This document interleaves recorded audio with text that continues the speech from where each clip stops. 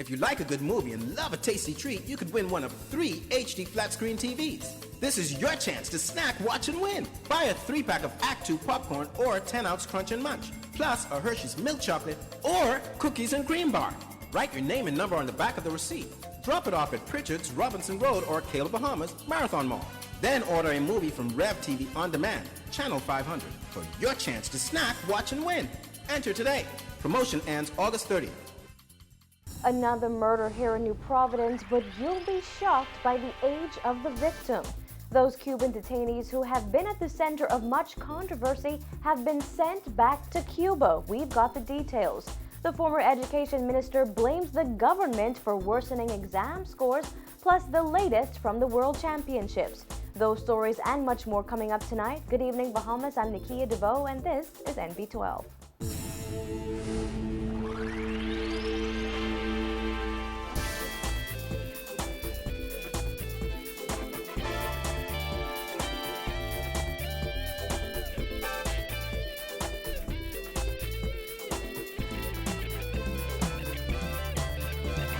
Thanks for joining us here at Cable 12 Studios. Police are tonight investigating another homicide on New Providence, this one occurring off of Carmichael Road. But as our Juan McCartney tells us, today's killing was unusual.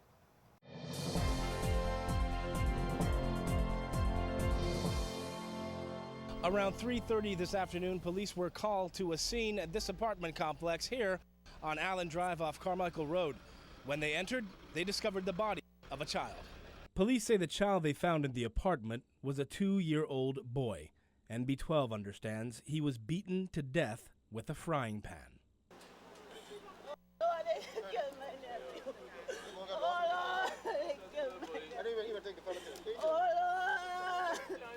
The anguished cries of the child's relatives could be heard along Allen Drive as police packaged and carted off the child's tiny body today. Superintendent of Police Paul Roll told us that before the child's mother went to work, she left him and his 5-year-old brother at home with a 30-year-old man she knew who is not the father of the children. Roll said the man fed the children a meal the mother prepared. Then, he alleges, after the meal, the man beat the 2-year-old for reasons that are unclear for now. And the child went and lied down in the bed. And a short time later, he believed he was punished again. At this time, another one of the friend of the family came by, and when she went into met the child in the unresponsive state in the bed. Roll said that family friend stayed there with the 5-year-old and the dead 2-year-old in the room until the mother arrived. The family and the mother, we were able to get back home and reunite her with the 5-year-old along with the family and some of the officers assisting them at this time. The man police believe is responsible for the child's death was picked up in the Allen Drive area not long after the dead child was discovered, according to police. How are you classifying this death now? Just homicide? Is it a murder investigation? It's homicide investigation. We have to look at the circumstances, but it is definitely being treated as a homicide. Roll said the injuries on the child were mainly on his torso. Reporting for NB12, I'm Juan McCartney. Tonight, a father's plea for his teenage daughter's safe return.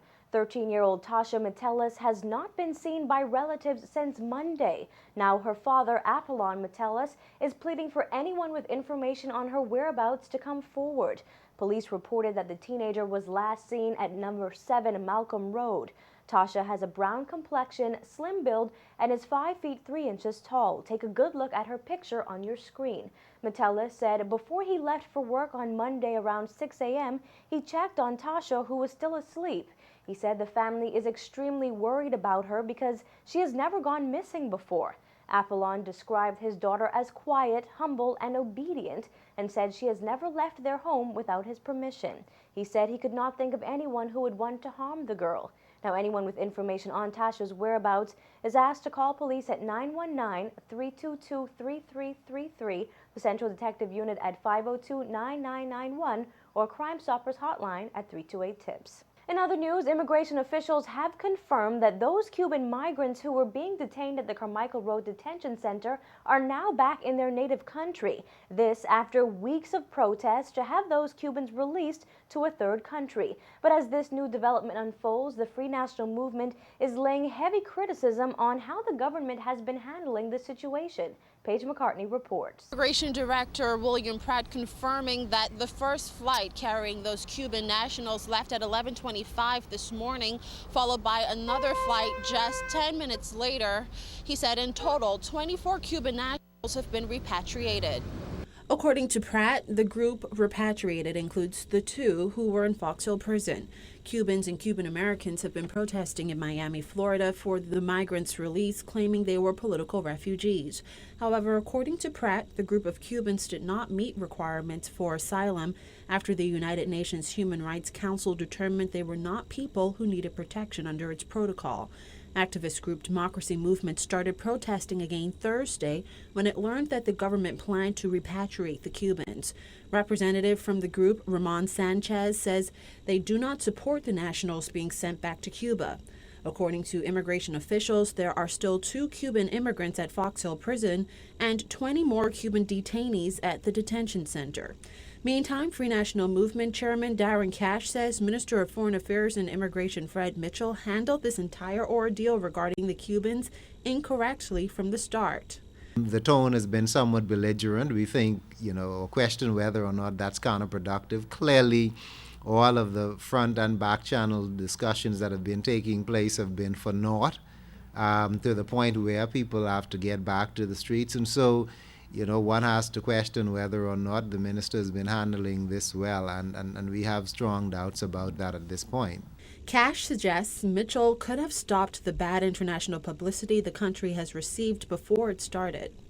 As we've watched this unfold over the last several weeks, it seems clearer every day that in the language, in the tone, in the approach that the Minister of Foreign Affairs has taken, that management is not the word that would best be used to describe how he has handled it. The tone has been somewhat belligerent. Cash says his party originally supported the government, but now that threats have been made to Bahamian property and people, the FNM has concerns. When this issue first arose, Shadow Minister of Foreign Affairs, Hubert Chipman, made it abundantly clear that the FNM was standing with the Minister of Foreign Affairs and the government in defending the good name on record of the Bahamas as it relates to human rights, particularly in this context as far as treatment of detainees and persons who would have come from Cuba. Reporting for MB12, I'm Paige McCartney. The man who prosecutors allege dug up the road leading to the airport will have to wait a little longer to learn his fate. Sentencing proceedings for Thomas Rigby, who pleaded guilty to damaging 8,000 square feet of asphalt on John F. Kennedy Drive, were abruptly halted this morning after it was revealed he was arraigned on the wrong charges in July. Here's Jasmine Bonamy with that story. That sentencing did not go off as planned this morning after it was quickly revealed that Rigby was charged under Section 328 instead of Section 338. Rigby was first arraigned on July 18th before Magistrate Terrence Roll Davis and pleaded not guilty to the charge of damage. Last Thursday, he had a change of heart and pled guilty. The 45-year-old ex-employee told the court he did it because he was not paid for assisting with the roadworks. The matter was forwarded to the Supreme Court for sentencing. But attorney for the AG's office, Anthony Delaney, revealed in court that Rigby was arraigned under the wrong section and his actions did not fall under Section 328 of the law, which carries a penalty of up to 10 years. Delaney revealed Rigby should have been charged under Section 338, which only carries a maximum penalty of 2 years and covers damage made to roadways. Delaney asked that the charges be amended or the case be remitted back to the magistrate's court. Justice John Isaacs opted to do the latter, saying he could not sentence Rigby because he was appearing in the Supreme Court on a flawed premise, adding it was bad and Rigby ought not to be here. Justice Isaacs remitted the matter back to Magistrates Court before Acting Chief Magistrate Joanne Pratt Ferguson. Outside court, Delaney could not say if the AG's office reviewed the charges before Rigby was arraigned in July, but he did insist the fact that the mistake was caught before sentencing was a win for the justice system. I cannot comment on that. At least I can say this much. I know I did not review the file. I think to this morning is a case of justice really being done, because he's now exposed to a lesser penalty for something that persons think should attract a greater penalty. But the law, as we say, is what it is. Prosecutors allege that Rigby stole a machine used on the airport gateway project and dug up nearly 2 miles of newly paved road between July 6 and 12. The area damage stretched between the Gladstone Road roundabout and the entrance to the Westridge subdivision. Repairs on the road are currently underway. Meantime, Rigby, who did not have a lawyer, was remanded to Her Majesty's Prison. Reporting for NB12, I'm Jasmine Bonamy. More news from the crime beat. Officers of the Drug Enforcement Unit making a major drug bust yesterday, but this time the alleged culprits are women. Yesterday afternoon, 2 women, a 25-year-old from New Providence and a 24-year-old from Low Sound Andros, were arrested after police allegedly found more than 8 pounds of marijuana in their possession. Now, police say DEU officers were acting on intelligence when they arrested the duo at Potterski Dock around 5:15 yesterday. Well, the increasing number of women involved in crimes remains a major concern for police. A 21-year-old woman was among 2 people arrested last night after 2 handguns were found in a home in Pastel Gardens. A 39-year-old woman is also being sought for questioning in that matter. And police also arrested a 29-year-old woman and 2 men early this morning after an unlicensed firearm and ammunition were found at a business. The former Minister of Education weighs in on the latest BGCSE results, plus a look at the BJC scores. I am not surprised because I warned about this. Quite frankly, I think that the policies the government is initiating indicate that they don't have a clue as to what they're doing with respect to education. And later, MP Leslie Miller says he never accused anyone of murder in the House of Assembly. NB12 has those stories and more. Stay with us.